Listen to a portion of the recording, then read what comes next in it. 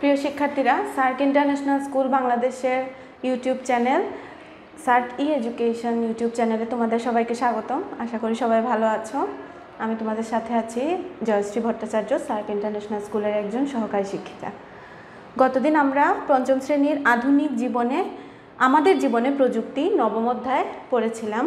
এই অধ্যায় থেকে আমরা বিস্তারিত আলোচনা করেছিলাম এবং কিছু সংক্ষিপ্ত শূন্যস্থান পূরণ এবং মিলকরণ এগুলো পড়েছিলাম।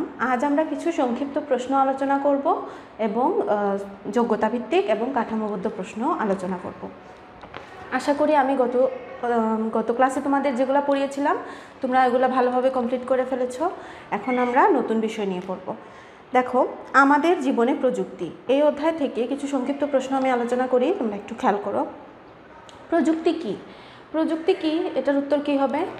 আমরা পড়েছি যে বিজ্ঞানের জ্ঞানকে কাজে লাগিয়ে আমাদের জীবনে ব্যবহারিক প্রয়োগ করাকে সেটা হচ্ছে প্রযুক্তি। বিজ্ঞানের জ্ঞানকে কাজে লাগিয়ে মানুষের দৈনন্দিন জীবনে ব্যবহারিক প্রয়োগই হচ্ছে প্রযুক্তি। তারপরে হচ্ছে কখন প্রযুক্তির ব্যাপক উন্নয়ন সাধিত হয়েছে? আমরা জানি যে শিল্প বিপ্লবের সময় অর্থাৎ 18 শতকে প্রযুক্তির ব্যাপক উন্নয়ন সাধিত হয়েছে। আধুনিক 3টি কৃষি প্রযুক্তির নাম লিখো। আধুনিক 3টি কৃষি প্রযুক্তি কি হবে বলো তো তোমরা? আধুনিক 3টি কৃষি প্রযুক্তি হলো ট্রাক্টর, তারপরে সেচ পাম্প, তারপরে হচ্ছে ফসল মাড়াই যন্ত্র। তারপরে তোমাদের ব্যবহৃত 3টি সরল প্রযুক্তির নাম লিখো। আমরা বিভিন্ন ধরনের সরল প্রযুক্তির নাম পড়েছিলাম। এখান থেকে আমরা প্রতিনিয়ত ব্যবহার করি এমন 3টি সরল প্রযুক্তি হলো চাকা, তারপরে আর কি বলা যায়, আগুন এবং পাথরও বলতে পারি। এই 3টা হচ্ছে আমাদের ব্যবহৃত সরল প্রযুক্তি। প্রাচীন প্রযুক্তির 3টি উদাহরণ দাও।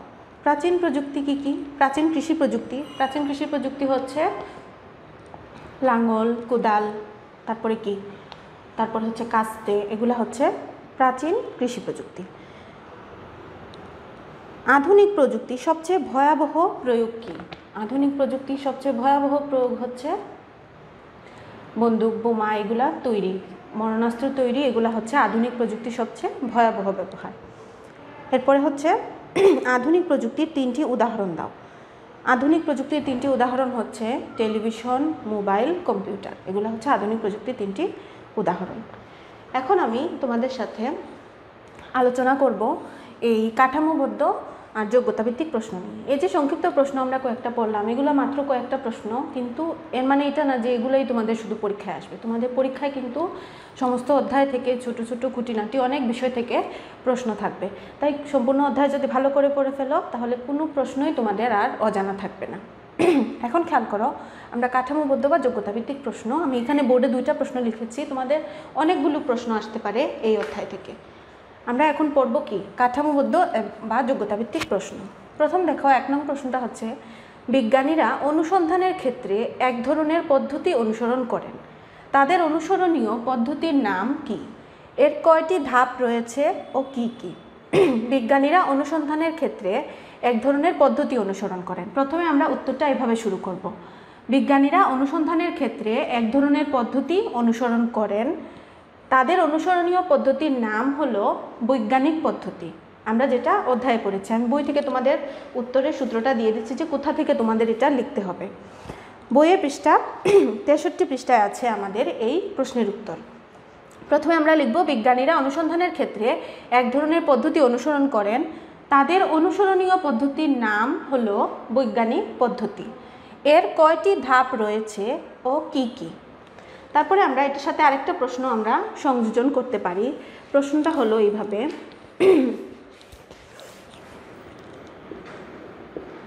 প্রথম ধাপটির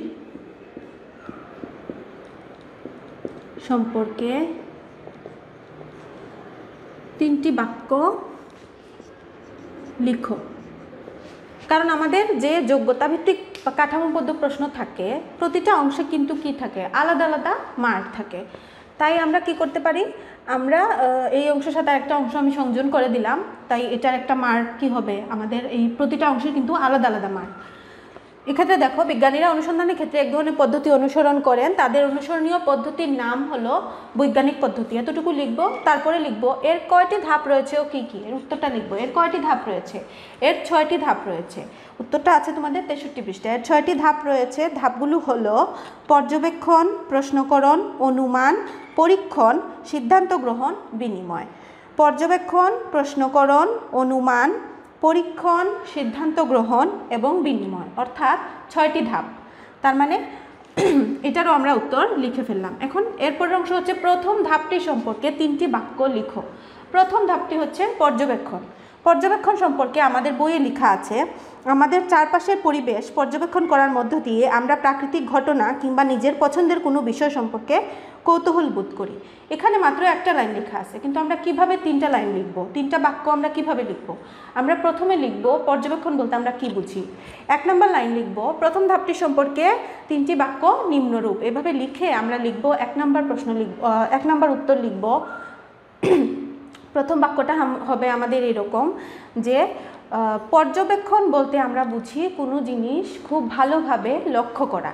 এটা হচ্ছে পর্যবেক্ষণ বলতে আমরা বুঝি। তারপরে 2 নম্বরটা আমরা লিখব যে পর্যবেক্ষণের মাধ্যমে আমরা প্রাকৃতিক ঘটনা অথবা নিজের পছন্দের কোনো বিষয় কি করতে পারি, বিষয়কে আমরা কি করতে পারি, আমাদের চারপাশের পরিবেশের বিভিন্ন প্রাকৃতিক ঘটনা অথবা নিজের পছন্দের বিষয়কে আমরা কি করতে পারি, লক্ষ্য করতে পারি। এটা হচ্ছে দ্বিতীয় বাক্য। আর তৃতীয় বাক্য আমরা এভাবে লিখতে পারি যে আমরা কি করি, পর্যবেক্ষণের মাধ্যমে আমরা কৌতূহল বোধ করি, কোনো বিষয় সম্পর্কে কৌতূহল বোধ করি। তাহলে আমরা প্রথম থেকে আমি আমার উত্তরটা বলি। দেখো, বিজ্ঞানীরা অনুসন্ধানের ক্ষেত্রে এক ধরনের পদ্ধতি অনুসরণ করেন। তাদের অনুসরণীয় পদ্ধতির নাম কি, এর কয়টি ধাপ রয়েছে ও কি কি। প্রথম ধাপটি সম্পর্কে 3টি বাক্য লিখো।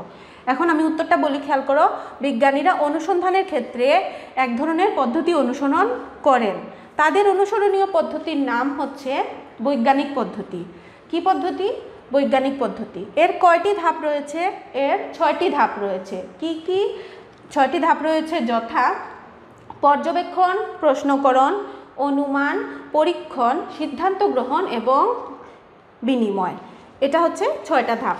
তারপরে হচ্ছে প্রথম ধাপটি সম্পর্কে 3টি বাক্য লিখো। এটার উত্তর লিখবো আমরা প্রথম ধাপটি সম্পর্কে 3টি বাক্য নিম্নরূপ, বা এই লাইনটাও লিখতে পারি যে প্রথম ধাপটি হলো পর্যবেক্ষণ, এ সম্পর্কে 3টি বাক্য নিম্নরূপ।